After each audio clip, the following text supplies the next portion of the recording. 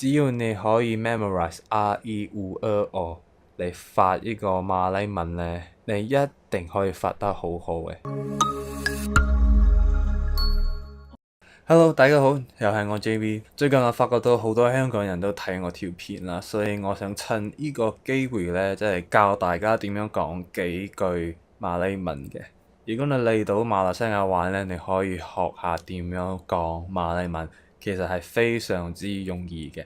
呢個係其中一個原因係點解我攞到 A 啦，因為實在太容易啦。我覺得每個香港人心目中已經有學咗幾句馬來文啦，因為通常你哋一定會交到啲馬來西亞朋友啊，佢哋都會教你幾句啦。有3個好經典嘅句就係 Apa khabar tuan tuan dan puan puan terima kasih，即係 Apa khabar 就係你好嘛嘅意思，tuan tuan dan puan puan 即係各位先生各位女士，terima kasih 就係多謝或者係唔該。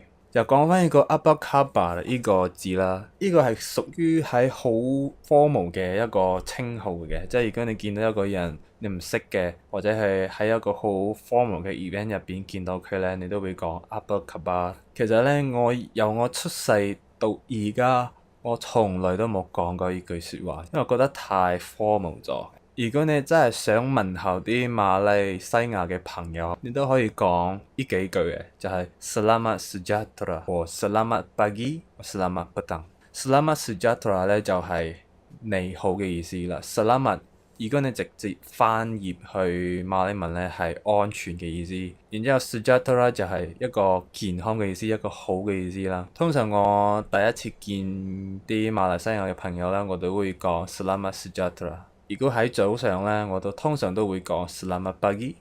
如果喺下晝嘅話咧，就會講 Selamat petang。pagi 嘅意思就係早上，petang 嘅意思就係下晝啦。其實你應該會諗到點解我要講咁多嘢咧？我想講個早晨啫喎，點解又要講 Selamat pagi 咁長啊？總共要 pronounce 五個音啊 ，Selamat pagi 5個音，Selamat sejahtera 都好長啊，大概有6個音嘅。其實係咁樣嘅，但係我想分享俾大家係點樣去準確嘅 pronounce 佢嘅發音啦。其實馬來文呢個 language 咧係用翻拉丁文或者係 Roman script 啦，就係用咗嗰啲 letter 或者嗰啲 alphabet or vowels 啦，全部係 A B C D E 嘅。如果你有發得好準嘅音啦，其實係非常之容易嘅。你睇到咩字你就跟住去發音就得㗎啦。佢有啲似日本嘅發音啦，如果你識得少少 Japanese language 你通常會學呢個就係 R-E-U-E-O 啦。其實馬來文都係差唔多嘅，除咗嗰個vowel E，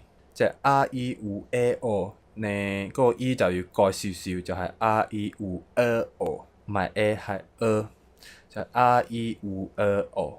所以你要記住呢5個發音啦 ，R-E-U-E-O。好，而家我又攞一個 example 啦，就係 Selamat sejahtera。Selamat S-E 咧點樣發音咧？就係 R-E-U-E-O，Selamat R-E-U-E-O，Selamat sejahtera。E 同埋 A 嘅發音就係咁簡單啦，係咪好容易咧？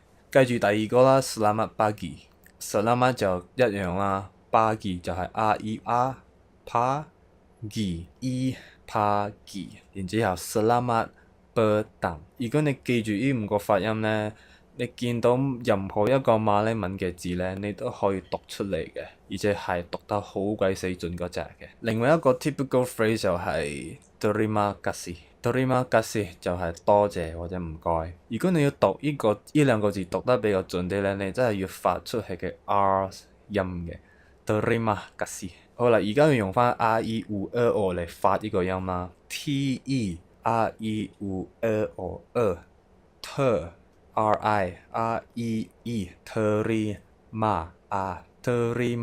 kasih。如果你覺得呢個好長咧，你可以簡稱咁樣講嘅，就係 terima kasih，講得好快嘅，所以簡直嗰個 E 嘅音咧係完全忽略咗嘅。好啦，最後一個 typical phrase 就係 tuan tuan dan puan puan。tuan tuan 就係先生啦 ，puan puan 就係女士啦。我通常好少講 tuan 嘅，如果我要稱呼呢個先生咧，我通常會用 Encik。如果係一個女士咧，一個比較老嘅女士啦，我都會用 buan 嘅。其實有另一個字就係 makcik，makcik 呢個意思係阿嬸嘅意思，所以我通常好少講 makcik 呢個意思，因為我唔想叫人哋阿嬸啊。所以我想講比較好聽啲就係 buan。Terima kasih buan，Terima kasih tuan。Selamat pagi tuan，Selamat pagi encik。好啦，如果你見到一個後生仔或者後生女人點樣稱呼佢哋呢？你可以用呢兩個字。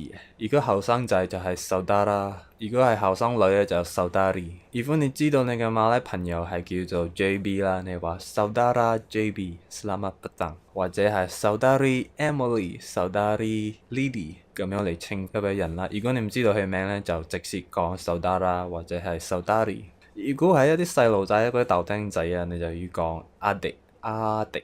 我解釋咗呢三個 typical phrases 咧，其實仲有好多嘅，好似點樣講你我他啦，你就係 anda or awak。anda 呢個字係第一次見面就會講嘅，因為唔識，所以又要禮貌啲講就係 anda。如果你已經識咗一個朋友咧，你可以講 awak。我咧就係叫做 saya。其實有好多其他字係點樣講我嘅，但係我都係覺得你哋用翻呢個字咧，就係 saya，我 saya。佢就係 dia。好啦，你嚟到馬來西亞，梗係要食嘢噶嘛？點樣同人哋講你好餓啊？我呢個字咧就係 lapar。點樣去講咧？就係 lapar。記住最後一個 R sound 你一定要發出嘅，就係 lapar。如果你想講我好餓，我很餓，sangat lapar。如果你想講話我餓到好想發癲啊，你可以講 lapar gila。Saya lapar gila。gila 呢個字咧，其實係 derive from 一個字就係 gila，就係傻嘅意思。點樣去分析咧？就係我餓到我就嚟要黐線。如果你真係餓到想流粗口啊，佢已經好想發爛渣，你可以咁樣講 lapar gila bab。好啦，除咗餓之外咧，你都要學下點樣講我好飽啊嘛。我驚你食太多嘢啦，有陣時胃痛啊。好飽嘅意思就係 kenyang。Ken kenyang。除咗之外咧，我想教大家點樣講食同埋飲。食就係 makan，飲就係 minum。如果你想講一個食物咧，或者係一個飲品咧，你只要喺後邊加個兩個字就係 an 啦，就係 makanan and minuman。makanan 就係食物，minuman 就係飲品。Saya mahu makan，我想食。mahu 嘅意思就係想嘅意思啦，saya 就係我嘅意思，makan 就係食嘅意思啦。除咗之外咧，你都要識得點樣讚下我哋馬來西亞嘅食物咁好食啦。好食點樣講咧？就係 sedap，sedap，sedap，唔係 sedap，又唔係 sedap，dap 搭杯落嘅 dap 啊，所以唔好講錯啊。只要用翻 r-e-u-e-o 嘅發音嚟發呢個字啦 ，s-e-r-e-u-e-o，s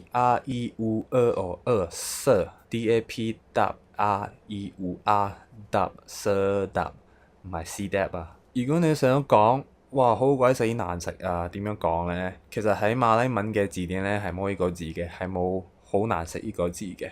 如果你真係想講呢個嘢真係唔好食咧，你只可以講 tidak sedap 或 tak sedap。tidak 嘅意思就係唔係。如果你想讚呢個食物好好食咧，你可以講 sangat sedap 就係好好食。如果你想講哇好食到飛起啊，你可以講 sedap gila。